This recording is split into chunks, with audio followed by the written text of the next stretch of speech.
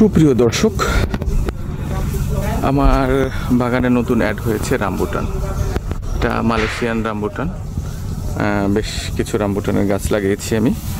দেখতে পাচ্ছেন একটা, দুইটা, এই একটা, তিনটা ফাঁকে ফাঁকে লাগিয়ে দিয়েছি এই গাছগুলোকে। আর ওই যে ওদিকে আরও দেখতে পাচ্ছেন আমার বাগানে নতুন সংযোজন রামবুটান।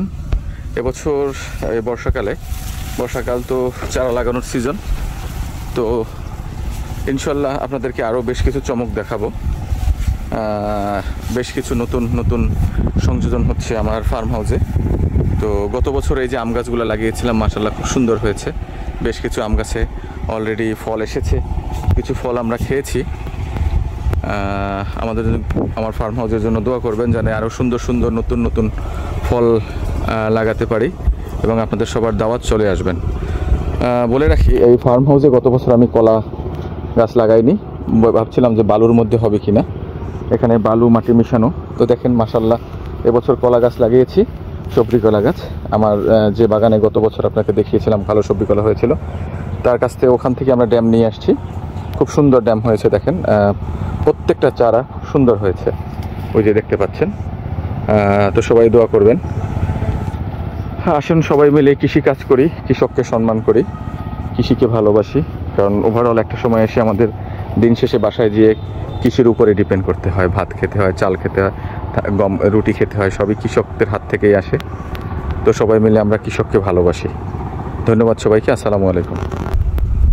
সুপ্রিয় দর্শক, আরেকটা ভিডিওতে আপনাদেরকে স্বাগতম। এই যে দেখেন, আমি গত বছর বেশ কিছু সুপারি চারা এনে লাগিয়েছিলাম। এগুলো সব খাটো জাতের। এই সুপারি চারাগুলো হচ্ছে বার্মা থেকে আসছে। বেশ কিছু প্রায় 200 থেকে 250 মতো সুপারি চারা এনেছিলাম, অনলাইনে এনে লাগিয়েছি। কারণ তাদের কাছ থেকে আগে এনেছি, সেগুলো সুপারি হয়েছে, সেই বিশ্বাসেই এই গাছগুলো নিয়ে এসেছিলাম।